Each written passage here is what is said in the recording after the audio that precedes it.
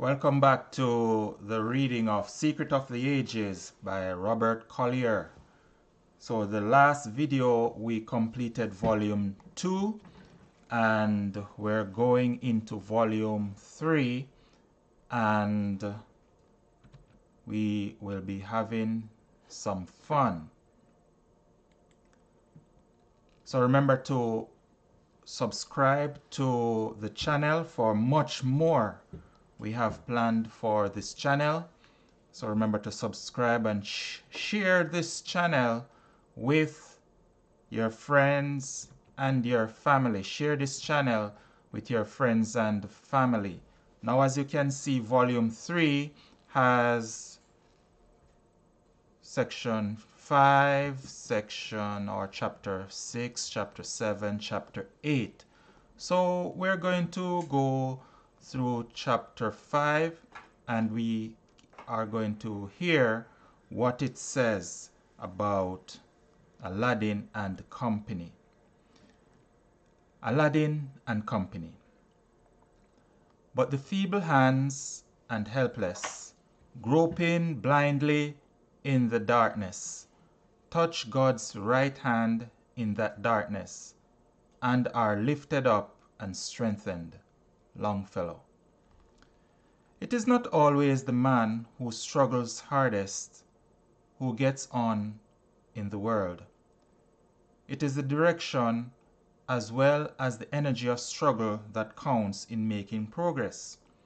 To get ahead, you must swim with the tide. Men prosper and succeed when who work in according with natural forces. A given amount of effort with these forces carries a man faster and farther than much more effort used against the current. Those who work blindly, regardless of these forces, make life difficult for themselves and rarely prosper. It has been estimated by wise observers that, on the average, something like 90% of the factors producing success or failure lies outside a man's conscious efforts, separate from his daily round of details. To the extent that he cooperates with the wisdom and power of universal mind, he is successful, well, and happy. To the extent that he fails to cooperate, he is unsuccessful, sick, and miserable. All down the ages, some have been enabled to taste and see that the Lord is good. Prophets and seers, being blessed with the loving kindness of God, have proclaimed a God of universal goodness, saying, The earth is full of the goodness of the Lord. Thou wilt show me the path of life. In thy presence is fullness of joy. Now we know that this infinite good is not more available to one than it is to all. We know that the only limit to it is in our capacity to receive. If you had a problem in mathematics to work out, you would hardly gather together the necessary figures and leave them to arrange themselves in their proper sequence. You would know that while the method for solving every problem has been figured out, you have got to work it. The principles are there, but you have got to apply them. The first essential is to understand the principle, to learn how it works, how to use it. The second, and even more important part, is to apply that understanding to the problem in hand. In the same way, the principle of infinite energy, infinite supply, is ever available, but that energy, that supply, is static. You've got to make it dynamic. You've got to understand the law. You've got to apply your understanding in order to solve the problems of poverty, discord, dis-ease. Science shows that it is possible to accomplish any good thing, but distrust of your ability to reach the goal desired often holds you back, and failure is the inevitable result. Only by understanding that there is but one power and that this power is mind, not circumstances or environment, it is possible to bring your real abilities to the surface and put them to work. Few deny that intelligence governs the universe. It matters not whether you call this intelligence universal mind, or providence, or God, or merely nature. All admit its directing power. All admit that it is a force for good, for progress. But few realize that our own minds are a part of this universal mind, in just the same way that the rays of the sun are part of the sun. If we will work in harmony with it, we can draw upon universal mind for all power, all intelligence, in the same way that the sun's rays draw upon their source for the heat and light they bring the earth. It is not enough to know that you have this power. You must put it into practice, not once or twice, but every hour and every day. Don't be discouraged if at first it doesn't always work. When you first studied arithmetic, your problems did not always work out correctly, did they? Yet, you did not on that account doubt the principle of mathematics. You knew that the fault was with your methods, not with the principle. It is the same in this. The power is there. Correctly used, it can do anything. All will agree that the mind, which first brought the life principle to this earth, which imagined or imaged the earth itself, and the trees and the plants and the animals, is all powerful. All will agree that to solve any problem, to meet any need, mind has but to realize the need, and it will be met. What most of us do not understand or realize is that we ourselves, being part of the universal mind, have this same power. Just as the drop of water from the ocean has all the properties of the great bulk of water in the ocean, just as a spark of electricity has all the properties of the thunderbolt, and having that power, we have only to realize it and use it to get from life any good we may desire. In the beginning, all was void, space, nothingness. How did universal mind construct the planets, the firmaments, the earth, and all things on and in it from this formless void? By first making a mental image on which to build. That is what you, too, must do.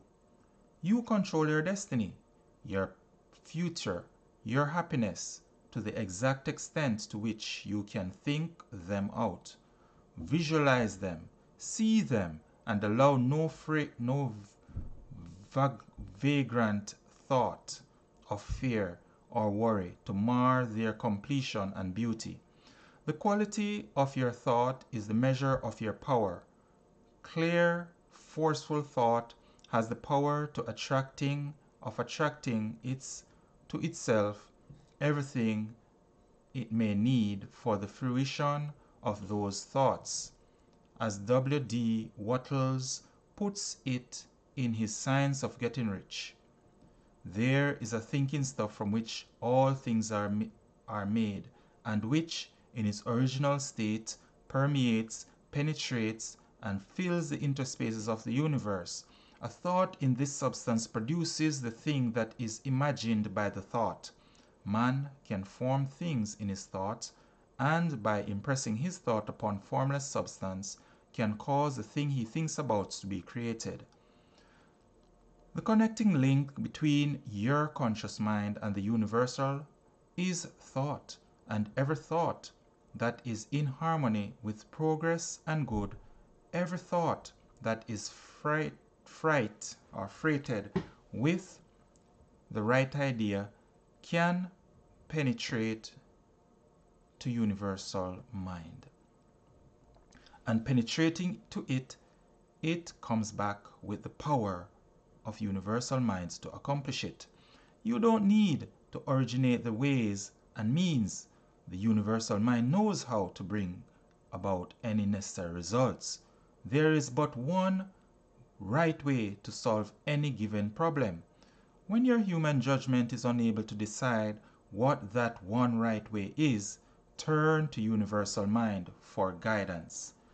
You need never fear the outcome, for if you heed its advice, you cannot go wrong. Always remember, your mind is but a conductor, good or poor, as you make it, for the power of universal mind. And thought is the connecting energy. Use that conductor and you will improve its conductivity. Demand much and you will receive the more. The universal mind is not a niggard in any of its gifts. Ask and ye shall receive. Seek and ye shall find. Knock and it shall be opened unto you. That is the law of life, and the destiny of man lies not in poverty and hardship, but in living up to his high estate in unity with universal mind, with the power that governs the universe. To look upon poverty and sickness as sent by God and therefore inevitable is the way of the weakling. God never sent us anything but good. What is more, he has never yet failed to give to those who would use them the means to overcome the condition not of his making. Sickness and poverty are not of his making. They are not evidences of virtue, but of weakness. God gave us everything in abundance, and he expects us to manifest that abundance. If you had a son you loved very much, and you surrounded him with good things, which he had only to exert himself in order to reach, you wouldn't like it if he showed himself to the world half starved, ill kept, and clothed in rags, merely because he is unwilling to exert himself enough to reach for the good things you had provided. No more, in my humble opinion, does God.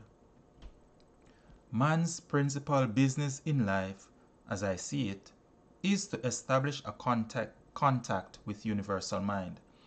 It is to acquire an understanding of this power that is in him. With all thy getting, get understanding, said Solomon. Happy is the man that findeth wisdom, and the man that getteth understanding, for the gaining of it is better than the gaining of silver, and the profit thereof than fine gold. She is more precious than rubies, and none of the things thou canst desire are to be compared unto her. Length of days is in her right hand, in her left hand are riches and honor. Her ways are ways of pleasantness, and all her paths are peace. She is a tree of life to them that lay hold upon her, and happy is everyone that retains her. The Proverbs. When you become conscious, even to a limited degree, of your oneness with universal mind, your ability to call upon it at will for anything you need, it makes a different man of you. Gone are the fears, gone are the worries. You know that your success, your health, your happiness will be measured only by the degree to which you can impress the fruition of your desires upon mind. The toil and worry, the worrisome grind, and the back-breaking work will go in the future as in the past to those who will not use their minds. The less they use them, the more they will sweat, and the more they work only from the neck down, the less they will be paid, and the more hopeless their lot will become. It is mind that rules the world. But to use your mind to the best advantage doesn't mean to toil along with the mere conscious part of it.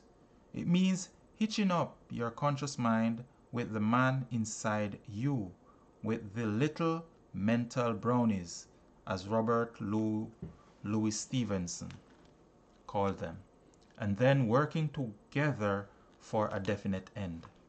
My brownies, God bless them, said Stevenson, who do one half of my work for me when I am fast asleep, and in all human likelihood do the rest for me as well when I am wide awake, and foolishly suppose that I do it myself.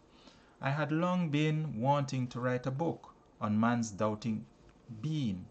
For 2 days I went about racking my brains for a plot of any sort, and on the second night I dreamt the scene in Dr. Jekyll and Mr. Hyde at the window, and a scene afterwards split in two, in that Hyde pursued, took the powder, and underwent the change in the presence of his pursuer.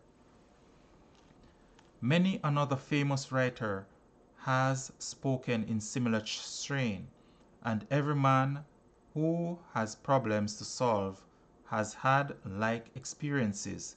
You know how, after you have studied a problem from all angles, it sometimes seems worse jumbled than when you started on it. Leave it then for a while, forget it, and when you go back to it, you find your thoughts cleared or clarified, the line of reasoning worked out, your problem solved for you. It is your little mental brownies who have done the work for you. The flash of genius does not originate in your own brain.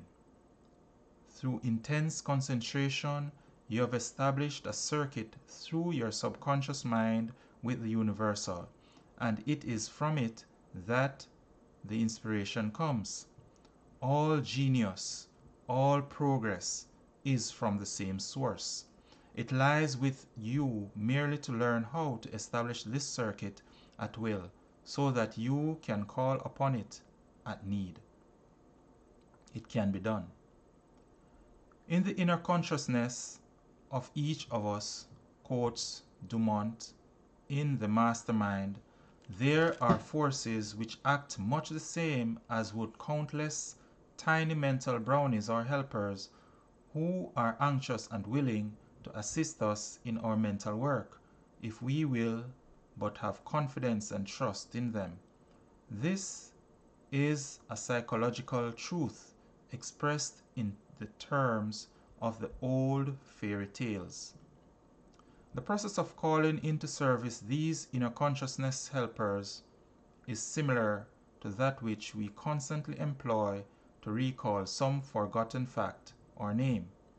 we find that we cannot recall some desired fact, date, or name, and instead of racking our brains with an increased effort, we, if we have learned the secret, pass on the matter to the inner consciousness with a silent command: recollect this name for me, and then go on with our ordinary work. After a few minutes, or it may be hours, all of a sudden, pop, will come the missing name or fact before us, flash from the planes of the inner consciousness, but the help of the kindly workers or brownies of those planes. The experience is so common that we have ceased to wonder at it, and it is a wonderful manifestation of the inner consciousness's workings of the mind. Stop and think a moment, and you will see that the missing word does not present itself accidentally or just because. There are mental processes at work for your benefit, and when they have worked out the problem for you, they gleefully push it up from their plane onto the plane of the outer consciousness where you may use it. We know of no better way of illustrating the matter than by this fanciful figure of the mental brownies, in connection with the illustration of the subconscious storehouse. If you would learn to take advantage of the work of these subconscious brownies, we advise you to form a mental picture of the subconscious storehouse in which is stored all sorts of knowledge that you have placed there during your lifetime, as well as the impressions that you have acquired by race inheritance, racial memory, in fact. The information stored away has often been placed in the storage rooms without any regard for systematic storing or arrangement, and when you wish to find something that has been stored away there a long time ago, the exact place being forgotten, you are compelled to call to your assistance the little brownies of the mind, which perform faithfully your mental command: recollect this for me. These brownies are the same little chaps that you charge with the task of waking you at 4 o'clock tomorrow morning when you wish to catch an early train, they obey you well in this work of the mental alarm clock.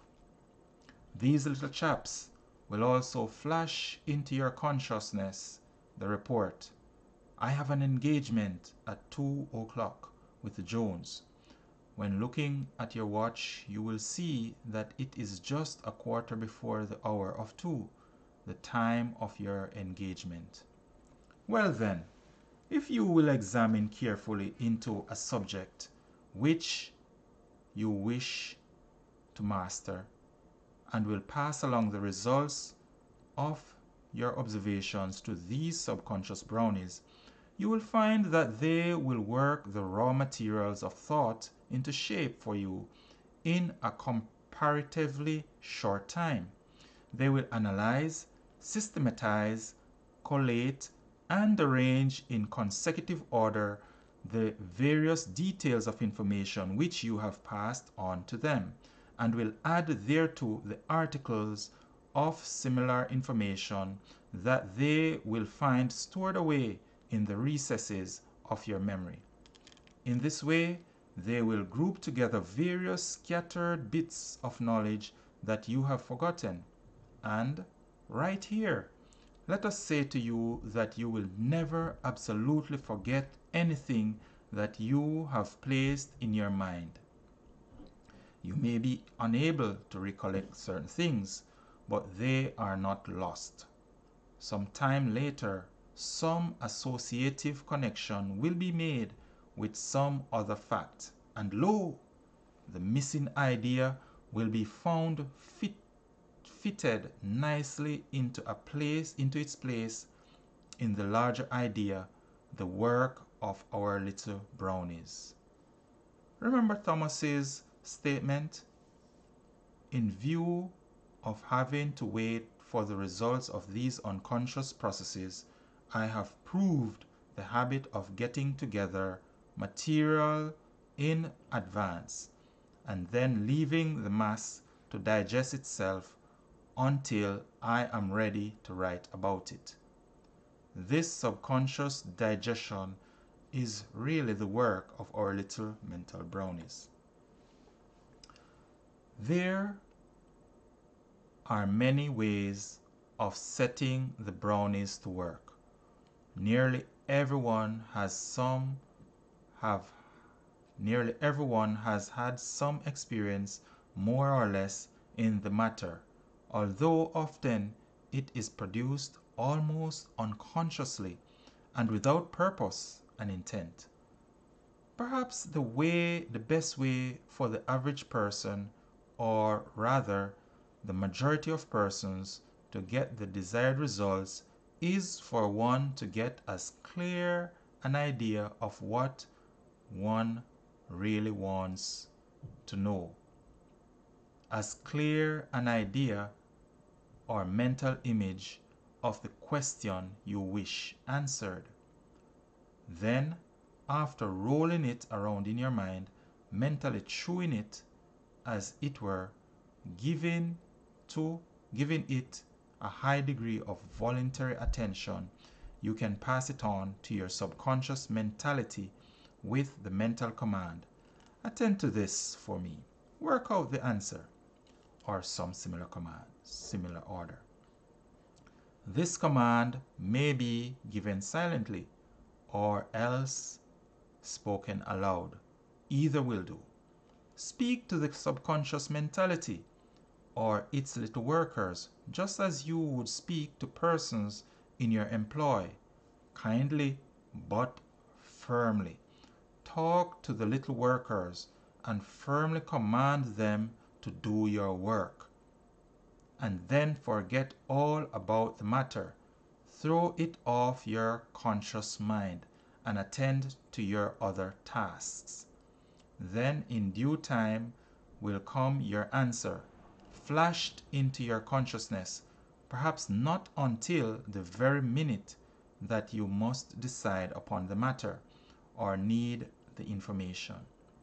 You may give your brownies orders to report at such and such a time, just as you do when you tell them to awaken you at a certain time in the morning so as to catch the early train, or just as they remind you of the hour of your appointment, if you would have them all well trained. Have you ever read the story by Richard Harding Davis of the man who could not lose? In it, the hero is intensely interested in racing. He has studied records and dope sheets until he knows the history of every horse backward and forward. The day before the big race, he is reclining in an easy chair, thinking of the morrow's race, and he drops off to sleep with that thought on his mind. Naturally, his subconscious mind takes it up, with the result that he dreams the exact outcome of the race. That was mere fiction, of course, but if races were run solely on the speed and stamina of the horses, it would be entirely possible to work out the results in just that way. Unfortunately, other factors frequently enter into every betting game. But the idea behind Davis's story is entirely right. The way to connect or contact with your subconscious mind, the way to get the help of the man inside you in working out any problem is, first, fill your mind with every bit of information regarding that problem that you can lay your hands on. Second, Pick out a chair or a lounge or a bed where you can recline in perfect comfort, where you can forget your body entirely. Third, let your mind dwell upon the problem for a moment, not worrying, not fretting, but placidly, and then turn it over to the man inside you. Say to him, "This is your problem.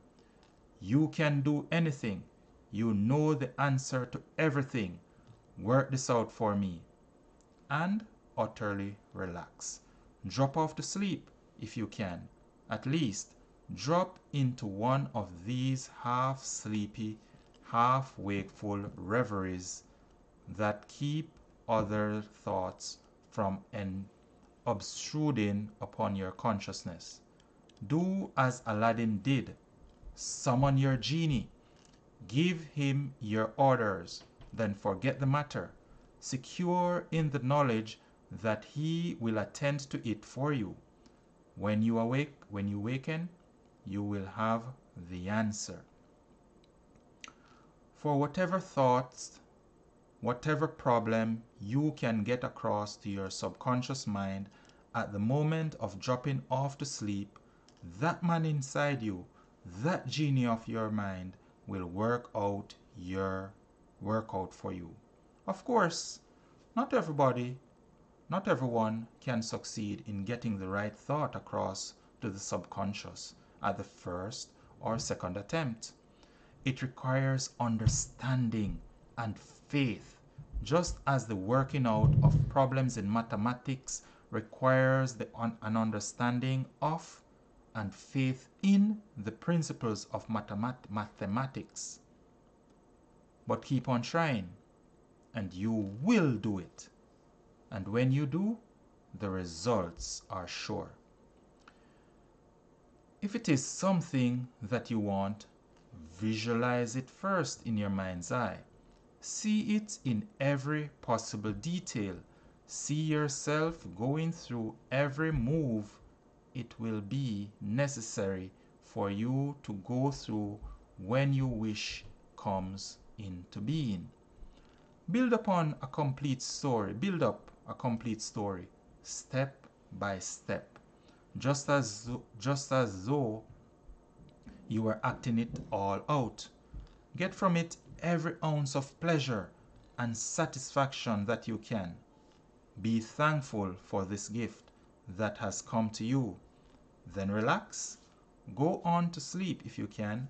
Give the man inside you a chance to work out the consummation of your wish without interference.